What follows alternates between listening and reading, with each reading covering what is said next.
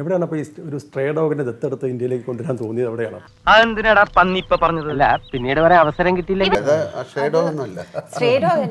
അങ്ങനെയാണ് ഞങ്ങൾ കേട്ട വാർത്ത, അതുകൊണ്ട് ചോദിച്ചാണ്. ഇനിയിപ്പോ നിങ്ങൾ ചോദിക്കും, നിങ്ങളുടെ ഫ്രണ്ടിന്റെ മകളുടെ കാര്യം എന്നും പറഞ്ഞുകൊണ്ട് ഇപ്പം കുറച്ച് ആൾക്കാർ എനിക്ക് വിളിക്കുന്നു. എനിക്ക് മായ എന്ന് പറഞ്ഞ പെൺകുട്ടിയെ കുട്ടിക്കാലം തൊട്ട് ജനിച്ച അന്ന് മുതലൊക്കെ ഞാൻ കാണുന്ന ഒരു കുട്ടിയാണ്. അതുകൊണ്ട് ഇപ്പൊ എന്താ? അല്ല ഒന്നുമില്ല. ആ കുട്ടിയുടെ സ്വഭാവം എന്താണെന്നുള്ളത് എനിക്കറിയാം. ആ കുട്ടിക്ക് രാഷ്ട്രീയപരമായിട്ടുള്ള ഒരു നോളജോ ഇതൊന്നുമില്ല. സത്യമായി പറയുന്നവനായി രാജാക്കൻ വളരെ ഹ്യൂമെയിൻ ആയിട്ടുള്ള, കുട്ടിക്കാലം മുതലൊക്കെ ഏതെങ്കിലും ഒരു അനിമൽ, ഒരു നാൽക്കാലി, ഒരു പട്ടി, സ്ട്രേ ഡോഗിനെ പോലും കണ്ടു കഴിഞ്ഞാൽ അതിന്റെ പിറകിൽ കരഞ്ഞുകൊണ്ട് നടന്നിരുന്ന ഒരു മായനെ ഞാൻ കണ്ടിട്ടുണ്ട്.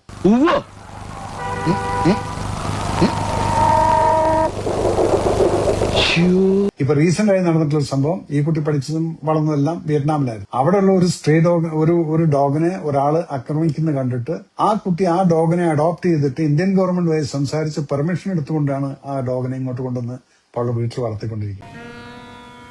സത്യമാണോ ഈ പറയുന്നത്?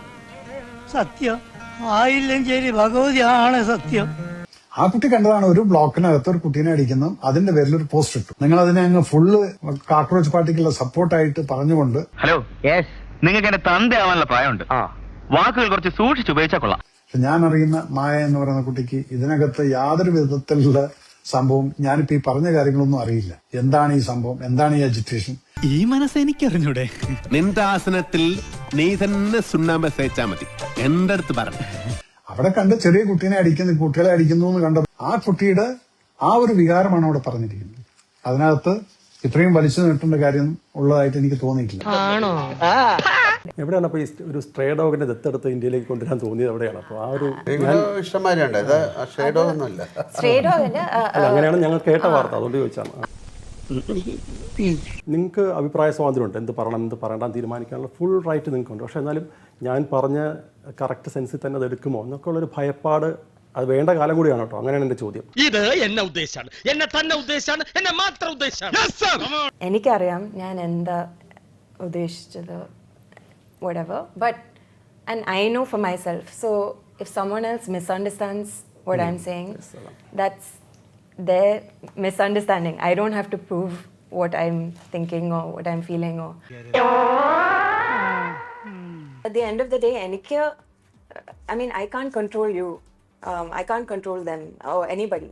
I don't have to say no, it's like this, it's like that. I don't have to explain myself. അയ്യോ അങ്ങനെ പറഞ്ഞൂടാ, പിന്നെ ഞാൻ എന്തിനു വന്ന? If someone has a problem, they have a problem, and I can't do anything to fix that problem. And I don't have to.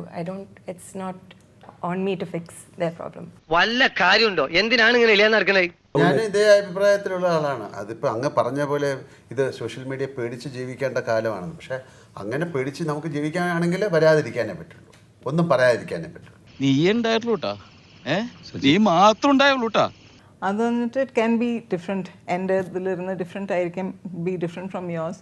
അതുപോലെ കാണുന്ന ആൾക്കാർക്കൊക്കെ വേറെ വ്യൂ പോയിൻ്റ് ആയിരിക്കും, or may be the same. We can stop them from saying what they want to. തങ്കക്കുറവേ, നമ്മൾ ഈ നാണം കെടുത്തല്ലോ.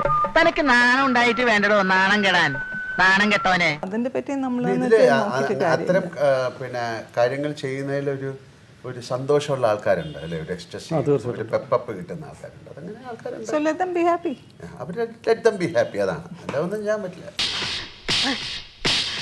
ഇതൊരു കാര്യം മറ്റേടത്ത് ഐഡിയ ആയിപ്പോയി. അവിടുന്നും കിട്ടി ഇവിടുന്നും കിട്ടി. ഇനി മരിച്ചാൽ ഐഡിയ പറയില്ലേ.